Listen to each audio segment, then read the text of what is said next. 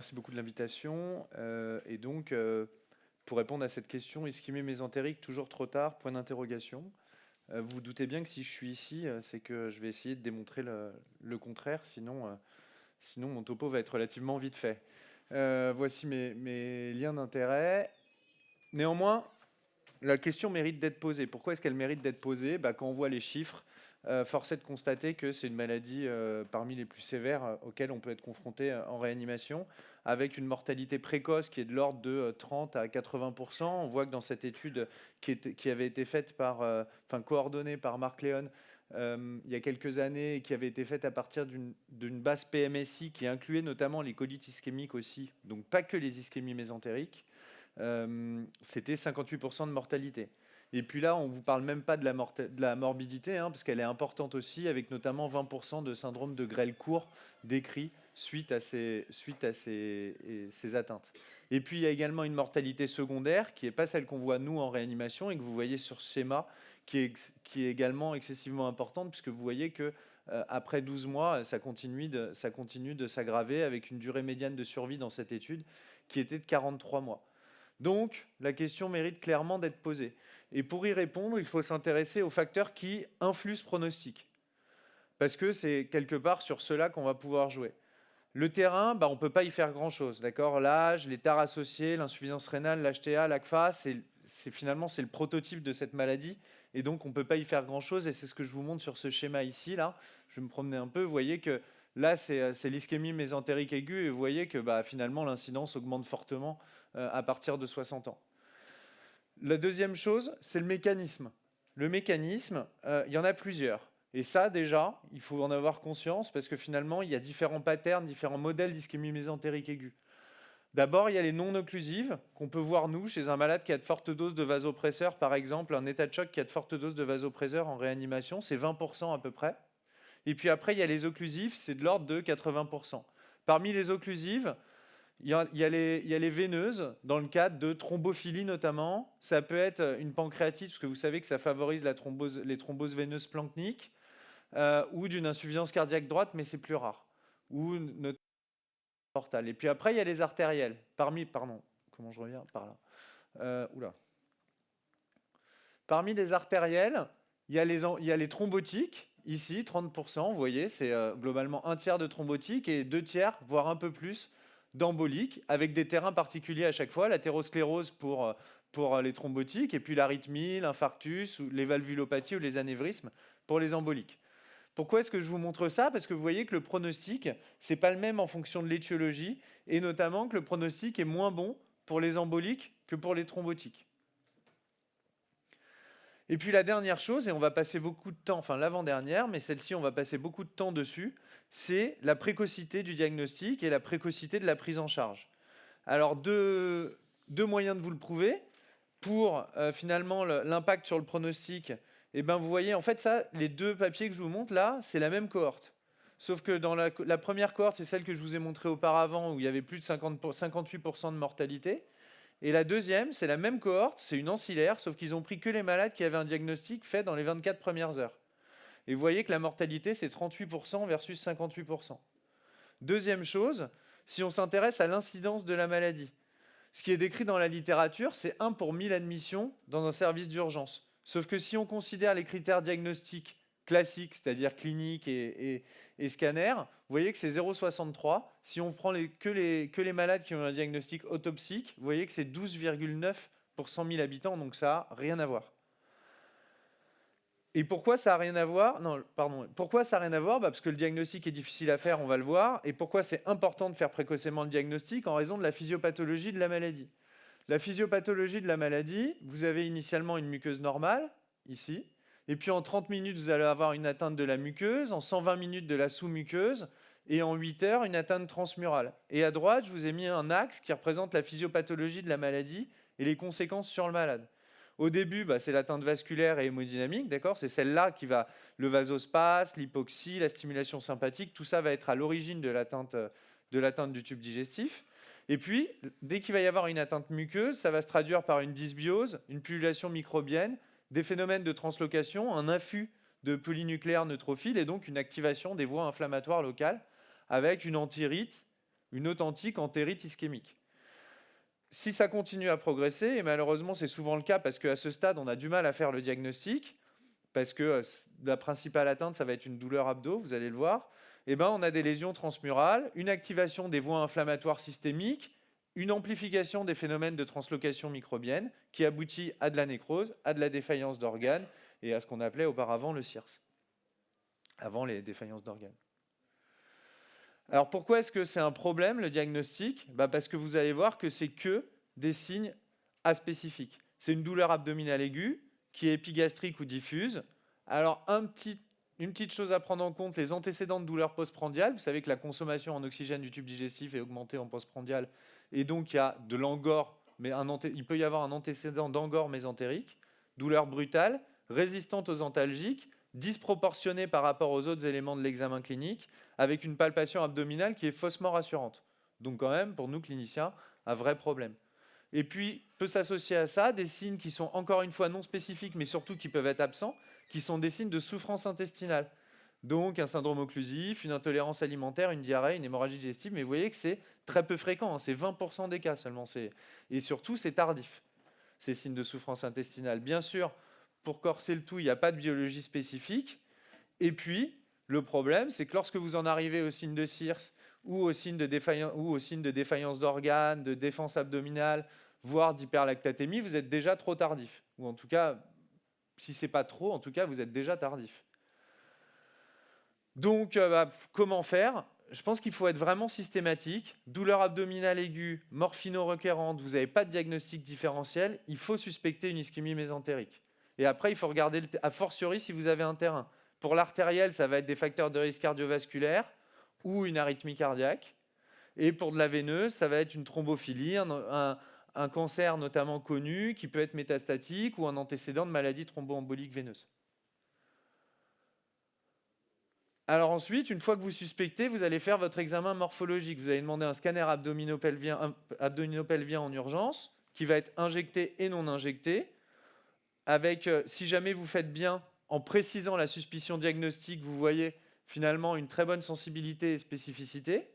Et qu'est-ce que vous allez lui demander à ce scanner? Autant IV-, comme d'habitude, perforation, etc. Et autant artériel. Vous allez rechercher l'insuffisance vasculaire et autant portal, la souffrance digestive. Comment vous faites? Donc là, je vous donne des exemples. Pour l'insuffisance vasculaire d'origine embolique, vous voyez ici qu'il s'agit d'une interruption nette au niveau de l'artère mésentérique supérieure qui est assez proximale, à 3 à 10 cm de l'ostium. Ici, vous voyez la même chose. Ça peut être donc toujours cette interruption qui est nette, mais qui est plus distale. Et puis par contre, lorsque c'est thrombotique, là, ça va être une rupture de plaque.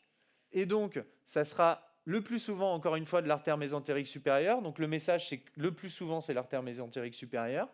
Et que ça sera plus proximal au niveau de l'ostium. Vous voyez ici que c'est beaucoup plus proximal. Je me trompe, attendez. Ouais. Vous voyez ici que c'est beaucoup plus proximal que les images que je vous ai montrées auparavant. Avec en plus, vous voyez cette aorte là qui est complètement calcifiée.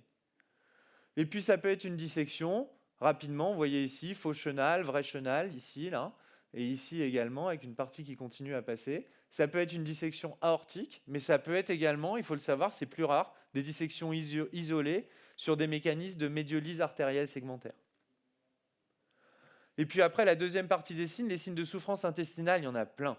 Et en fait, c'est leur association qui va faire la gravité de la maladie et qui va vous faire suspecter une nécrose intestinale. Ici, vous voyez l'aspect normal.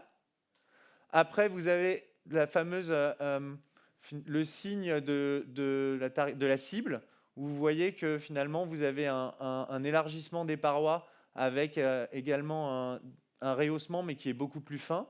Là, vous avez seulement le rehaussement qui est beaucoup plus fin, l'absence de rehaussement à l'injection. Au contraire, le rehaussement qui est beaucoup trop important et qui est paradoxal. Un signe très important qui est la dilatation, avec un cut-off supérieur à 25 mm, et puis au stade le plus tardif, malheureusement, la pneumatose intestinale, mais là, vous êtes là déjà, malheureusement, très tard.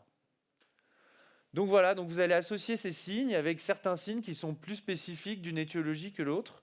L'amincissement de la paroi digestive, le défaut de rehaussement de la paroi, c'est plutôt de l'IMA embolique ou thrombotique.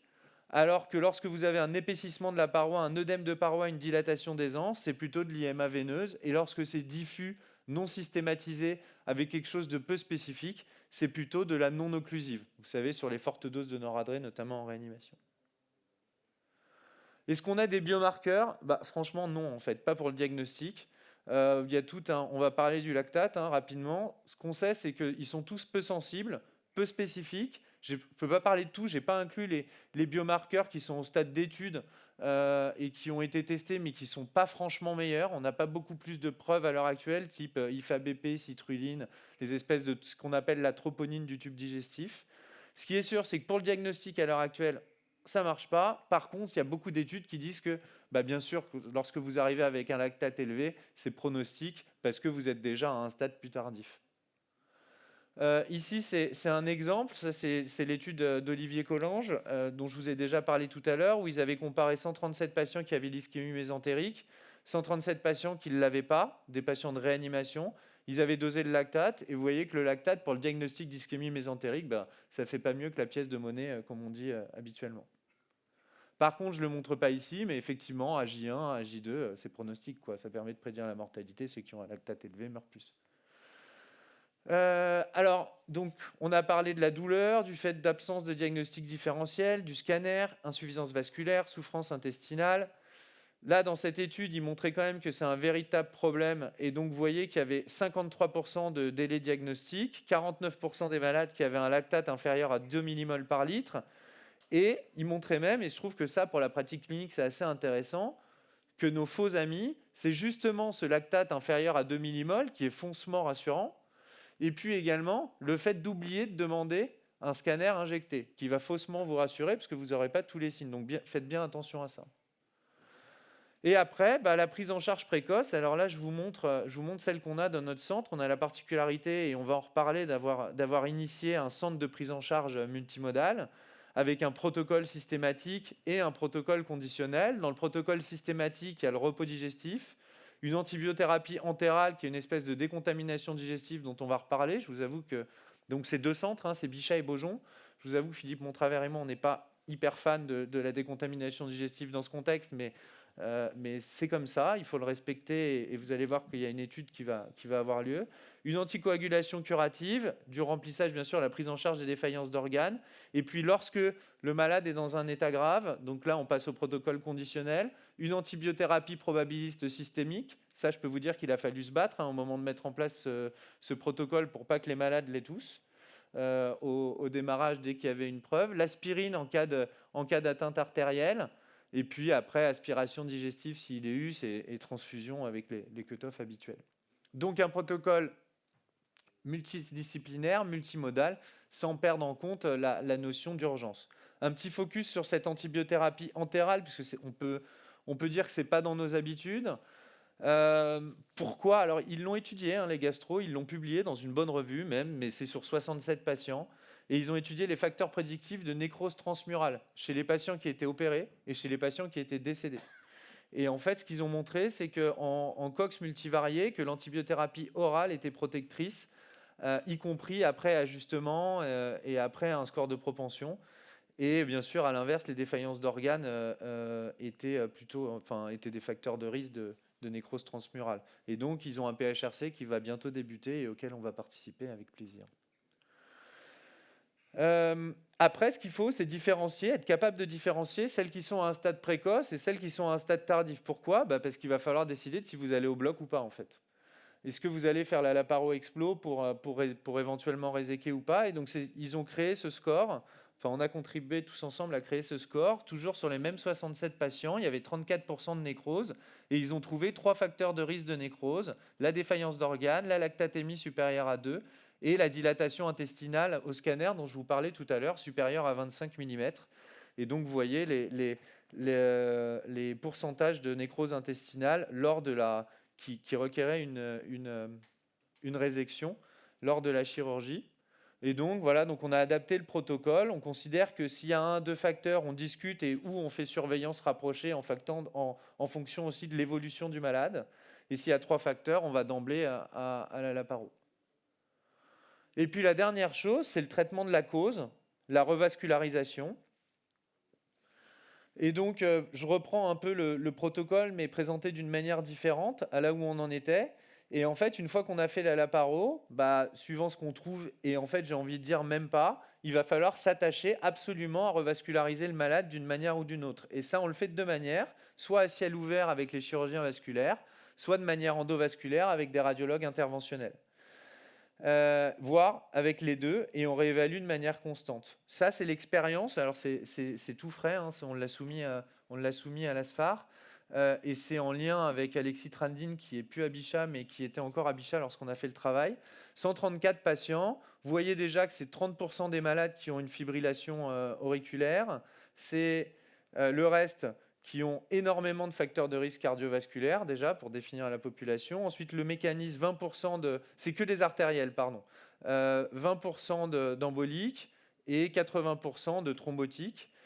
Un lactate à 2 en médiane à l'admission, un SAPS2 à 31. 60% des malades qui vont avoir besoin de noradré, 55% des malades qui vont faire une insuffisance rénale aiguë, une reprise chirurgicale chez 40% des malades, donc pas qu'une intervention abdominale, et puis une durée de séjour en réa médiane de 4 jours. Et ça, c'est le flowchart de ce qu'on leur fait. Donc sur les 134, il y en a 20% qui ne vont pas avoir de laparo, et vous voyez, ils vont quand même être vascularisés pour 80% d'entre eux. Ils vont être vascularisés la plupart du temps, enfin même dans 100% des cas, par voie radiologique. 80% qui vont avoir une laparo. Parmi ces 80%, près de 15% qui vont être dépassés. Voilà, donc on était trop tardif. 35% qui ne vont pas avoir de nécrose, mais qui vont quand même être vascularisés. Et on voit que c'est 60% chirurgical, 20% radio seul et 20% les deux. Et puis 50% qui vont avoir une nécrose segmentaire, qui vont être vascularisés, avec à peu près les mêmes proportions de traitement chirurgical, radiologique et selon les deux modalités. Si on s'intéresse au pronostic, 31%, donc vous voyez que c'est quand même mieux que ce qui est décrit, 31% de mortalité en réanimation, plus élevé à 1 an, hein, mais c'est normal. Et finalement, personnellement, je trouve que c'est pas tant que ça à 1 an quand on voit finalement la morbidité aussi parmi les survivants, avec 35% de grêle court, 82% de dépendance à la nutrition parentérale. Et donc, on est en train d'analyser les facteurs de morbimortalité à plus ou moins à plus long terme, mais je n'ai pas encore cette analyse. Et vous voyez les facteurs de risque de décès en réa, et on en arrive au point que je voulais développer. Vous voyez que la revascularisation est protectrice, donc il ne faut pas juste aller au bloc opératoire, il faut envisager la revascularisation derrière. Une dernière slide sur est-ce bien raisonnable, parce qu'on se pose la question toujours au milieu de la nuit, de réaliser une résection étendue. Eh ben, nous, on n'a pas toujours envie, en bon réanimateur qui se respecte, chez quelqu'un de 80 ans qui a beaucoup de facteurs de risque cardiovasculaire. Et donc, vous avez les gastro-entérologues qui vont pousser. Et je pense que la meilleure manière de discuter, c'est de leur dire « OK pour tous les malades, sauf… » Et sauf, vous voyez les critères, pas de retour à domicile possible, pas de sevrage attendu en nutrition parentérale, pas de possibilité de remanger un jour. Et donc, pour la pratique, il faut tenir compte de l'âge, du terrain, notamment l'insuffisance rénale chronique qui est un facteur bien connu, de la longueur d'intestin récent, mais également de la persistance du côlon, parce que vous pouvez vous permettre une longueur d'intestin qui est inférieure si jamais il persiste du côlon. Voilà, donc la réponse, c'est plutôt non. Si jamais on arrive à monter quelque chose de multidisciplinaire, de multimodal, centré sur la viabilité intestinale. Et donc là, je reprends la dernière phrase, le time is gut, je l'ai piqué au gastro-entérologue, et par analogie au time is brain ou au time is myocarde. Voilà, je vous remercie de votre attention.